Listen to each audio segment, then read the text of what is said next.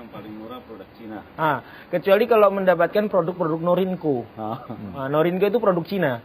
Tapi standar juga dipakai oleh army sana. Karena kan sebenarnya setiap negara ini memiliki pabrikan senjata untuk dijual ke negara lain. Mungkin Indonesia memiliki pindad untuk dijual ke negara lain. Di Filipina itu juga memiliki under license of Port Harcourt itu di Metro Manila. Itu juga memproduksi untuk dijual ke army sana dan jual beberapa negara lain. Nah, itu kalau 6-7 juta Anda bisa dapat handgun. Di sini Anda jual berapa? Di atas 20. Di atas 20. Jadi hampir 300% Anda untung. Ya, ongkos jalannya kan berat, Pak. Iya, resiko. Resiko kita di perjalanan untuk memasukkan barang dari General Santos masuk ke Filipina, keluar dari Filipina, kita harus mengakomodir kontak di sini, menerimanya, terus kita harus menyewa seperti yang Mas Wawan sebutkan tadi, kita harus menyewa sebuah nelayan bisa ngirim sampai ke perbatasan Indonesia atau Malaysia dengan berbagai celah kan, kita juga harus memiliki peta malam, peta siang, dan juga harus melihat patroli seperti itu. Jadi kan ketika mulus mungkin 16 jam sampai. Cara melihat patroli itu gimana? Kita punya teleskop. Punya teleskop. Iya, jadi teleskop laut itu kita harus teman-teman yang kontak sebagai transporternya itu, kita harus bekali itu navigasi laut lah, dari teleskop dan kompas. Itu disebar di laut? Enggak, ya setiap navigasi itu, setiap kapten itunya harus memiliki. Nyebar kontak-kontak juga di pangkalan-pangkalan militer nggak, misalnya? Iyalah, karena kita harus mengetahui ini kapal ini lagi beroperasi, lagi patroli apa enggak. Kalau enggak berarti masuk. Karena kan jalan tikus di perbatasan Indonesia luar biasa.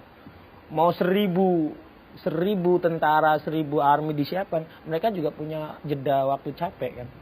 Jadi tidak standby 24 jam, dia bisa membatasi bisa mengawasi seluruh perbatasan.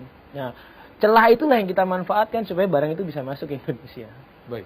Mas Wawan, loophole itu masih digunakan nggak sampai dengan saat ini? Sampai saat ini dipakai. Kalau aparat siaga dia tiarap ya. Tidur. Ya, begitu aparat lagi muter kemana? Tadi jadi kan itu benar ya? Oh, betul. Jadi ketika kapal-kapal KRI itu misalnya lagi patroli ke tengah gitu, mereka tiarap. Ya tiarap. Begitu sudah bersandar, ini balik lagi. Kodenya. Dan dia tahu jam-jamnya. Udah jam-jamnya udah lewat.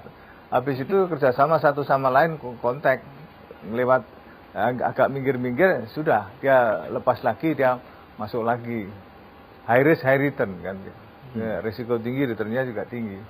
Nah, keberanian ini mereka lakukan bertahun-tahun kerjasama dengan nelayan situ yang tahu arah gelombang. Di mana gelombang jam sekian anginnya kencang, dia hindari. Dia pada saat angin tidak terlalu kencang, dia mulai masuk. Mereka hafal dengan itu karena pelaut-pelaut ini pelaut-pelaut yang sudah memiliki pengalaman. Nah, kebanyakan di kita ini juga ada keterbatasan dari patroli itu kan, keterbatasan dari sana sini kan memang biayanya besar untuk menggerakkan kapal-kapal itu kan, biayanya tidak kecil.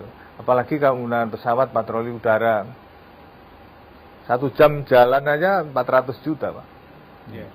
Dan itu belum tentu nemu kan, mereka jalan terus dapat 1-2 nggak cucuk ibaratnya. Dan kita memang ada keterbatasan di situ.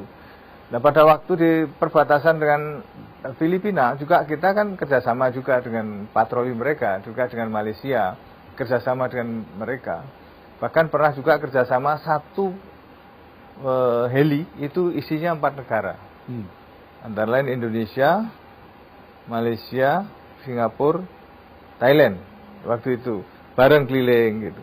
Yang paling banyak ngirim memang helikopter dari Singapura gitu. Kemudian dengan Malaysia sendiri, dengan Filipina kita juga kerjasama untuk patroli bersama.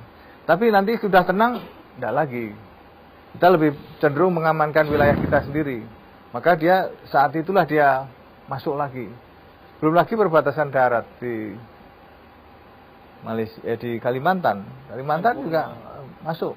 Dan sekarang itu mereka lebih berani untuk masuknya. Karena dia tahu tadi ada orang yang mau dibayar bayaran tertentu tanpa dia tahu. Bahkan ada yang mengurai. Dan sekarang bahkan dipecah-pecah yang hanya alurnya saja. Baik. Alur tapi alurnya asli. Di sini dirakit. Roofing. Ya. Dan itu alur asli, pematoknya asli, kemampuannya sama kayak senjata pabrikan, ya kan. Yang penting jago di bengkel bubutnya.